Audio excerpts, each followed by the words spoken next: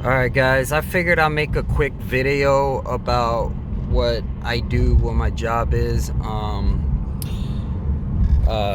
Just to let you know, so I just got off work. Today was an easy day. I'm part-time. So basically what it is that I work for a casino. I work in a casino in Southern California on a reservation. It's like a casino in a like one of those Indian owned casinos. So basically, so here's the first thing is I work for two different ones.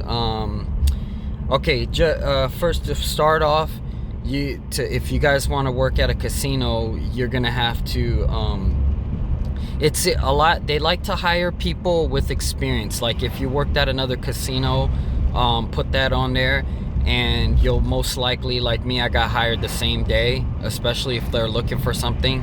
And at the casino that I worked at, working for, they give you three choices of what you want to be. First being the most, third being like the least.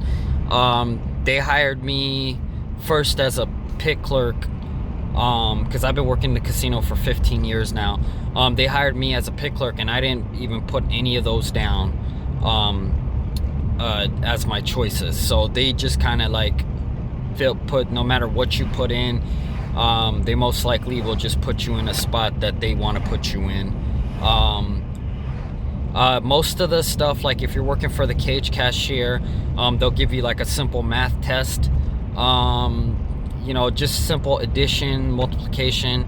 Most of the time you're going to use a calculator in there anyway, so you're not going to really need to know it, but it's required to like get, I think it's 80% or better on the questions. It's probably like one page front back, or maybe 30 questions or something like that. So anyways, yeah, my wife also works as a dealer. Right now I work in slots.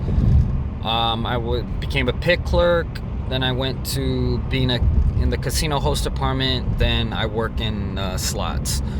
Okay, so first of all, yeah, they like to get referrals, so try to get somebody to refer you inside the casino, then you'll most likely get picked. They like to get somebody that has experience. Then second would be like a referral. That's what I noticed. Okay, and then after you get in with the position, you're gonna have to do a gaming background check. Depending on your level, the most easiest gaming background check is they check like when you do a gaming check, when you fill out the application for the gaming check, make sure that you put down everything truthful, because they do a background check. Just make sure you put down everything truthful, and make sure you take a copy of it. I can't stress this enough. Every 2 years you're gonna have to renew your gaming license, and they'll make you fill out a shorter form of that first application that you done.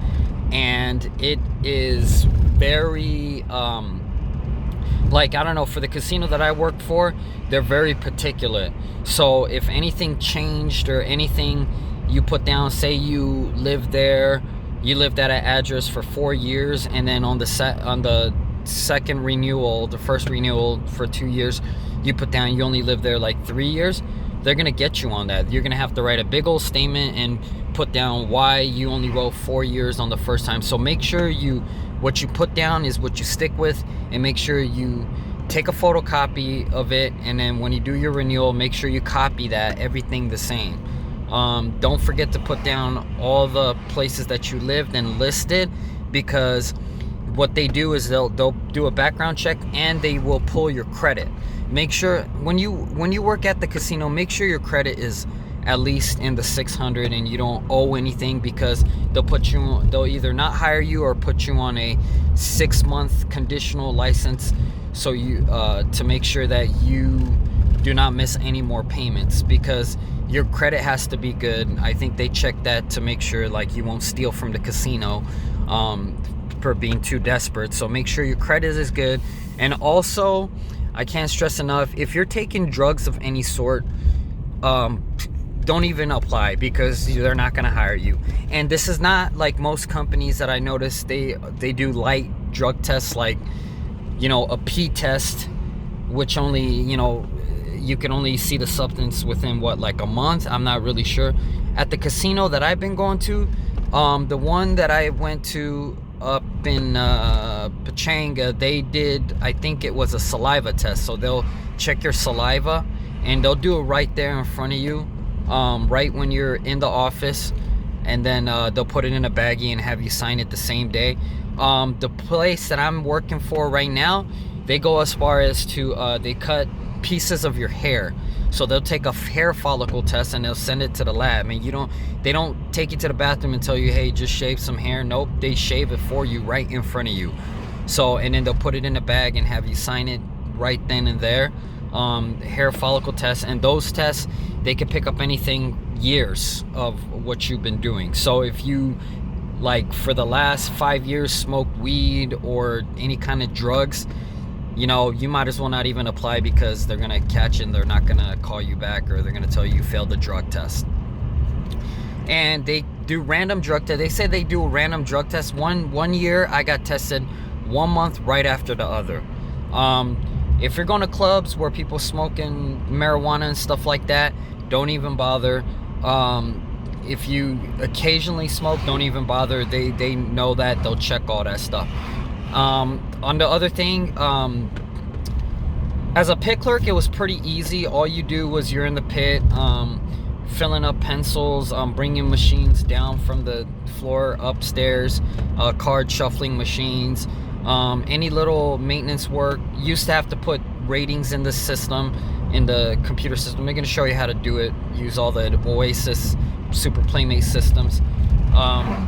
It was pretty simple. Now they do it computerized at my casino, where they got the computer on each table, so you don't got to worry about that.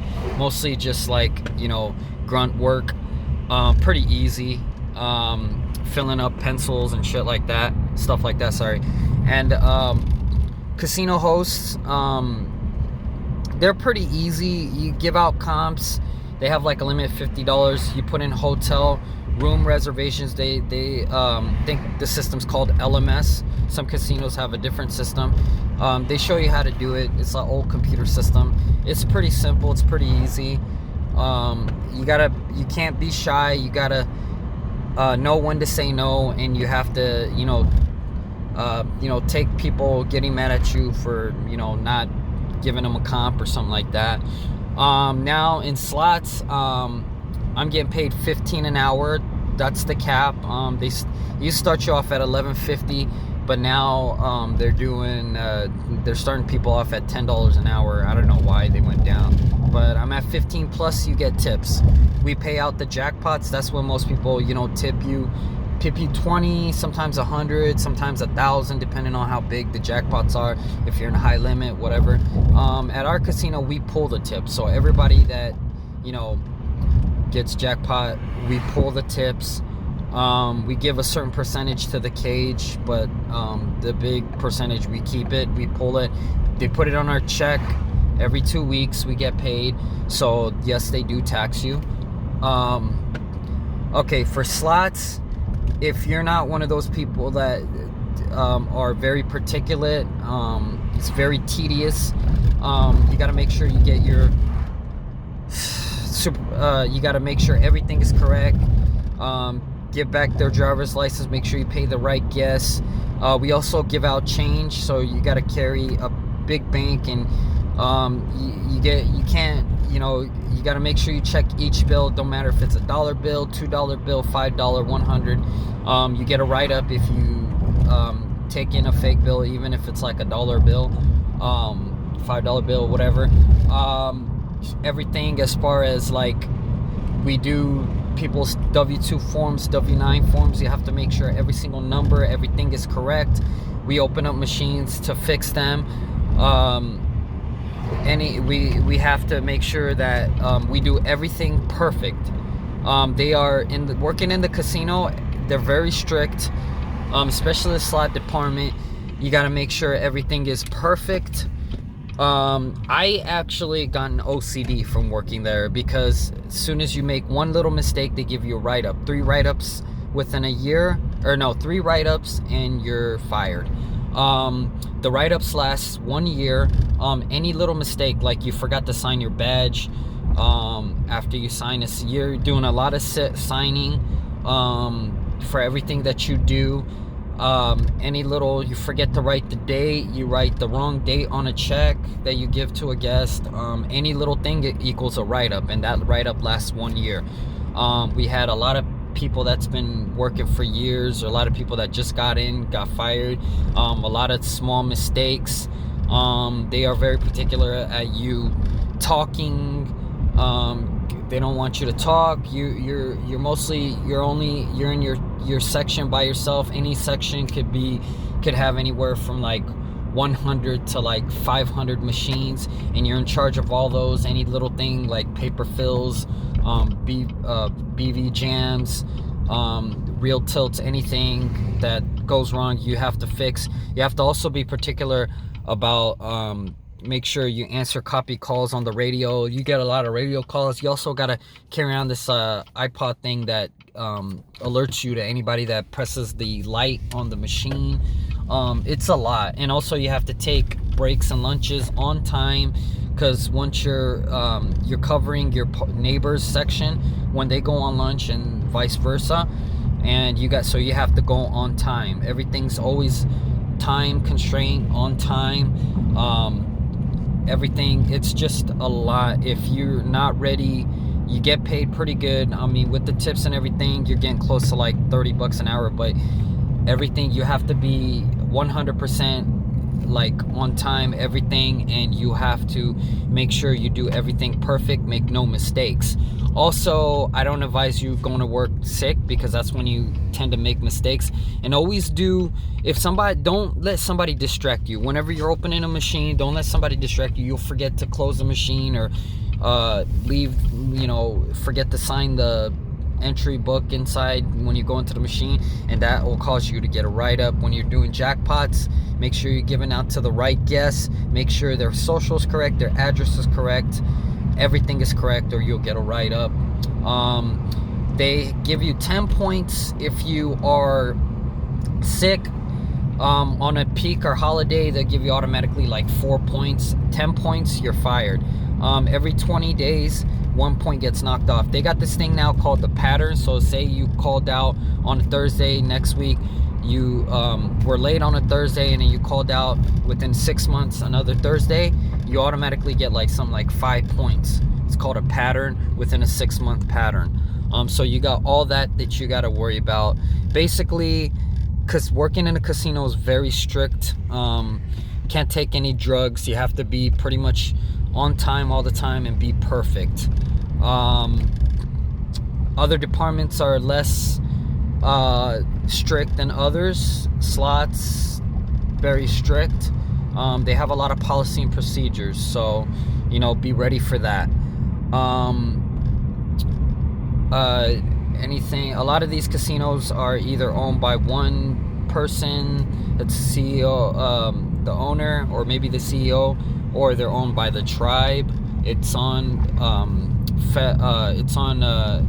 federally commissioned tribal land. Make sure when you go to work that you're not on the tribal's property. Just take the main road. Don't veer off in a shortcut on on tribal property. They don't like that. They have their own tribal police. They don't like you to be driving around there. Make sure you just go to work and go back, or you will hear about it. Just any little thing, you have to follow the rules. It's not like any other job. It's not little thing like, they'll overlook. They will never overlook stuff. They will. You got cameras everywhere, surveillance. I mean, I even had times when they were like, one time I was late clocking in or something like that, and they were like, they were like, hey, what were you doing? I was just like, I'm late. They'll check surveillance to see if you're lying or not, to see if you just was fooling around or something like that. Anything like that. It's not like any other job. They're very strict. It's almost like you're working at a top secret high military facility and everything like that. So make sure you be ready for that. Any questions or comments, leave them below.